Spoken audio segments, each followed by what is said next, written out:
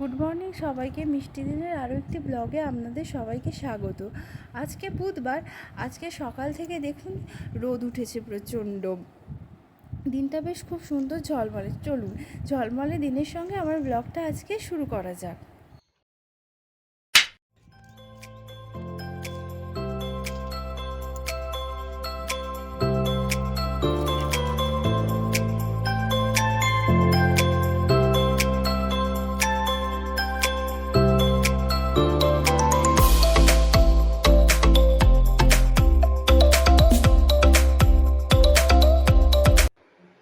প্রতিদিনের মতো আজও গনুকে সকাল সকাল সেবা দিতে এসেছি। আর ওই যে বড় মাটা, ওটা রিজুর একটা বন্ধু আমায় দিয়েছে।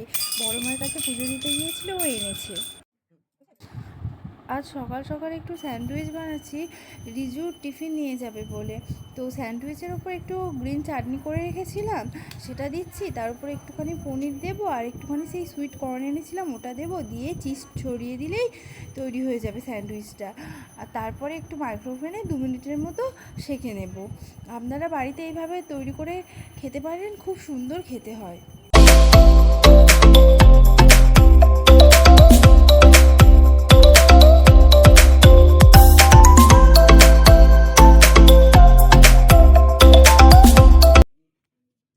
স্যান্ডউইচের সঙ্গে একটু ফল আর ড্রাই ফ্রুটসও প্যাক করে দিলাম।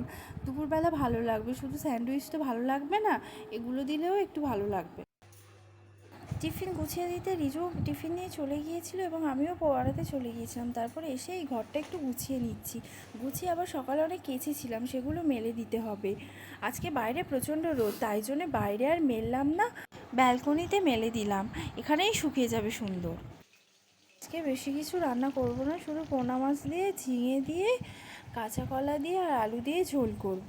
আর মা আগে ডাল সেদ্ধ করে রেখেছিলেন। চলুন আজকে ব্লগটা এখানেই শেষ করা যাক। আমার ব্লগটা যদি ভালো লাগে তাহলে লাইক, শেয়ার, সাবস্ক্রাইব করে দেবেন।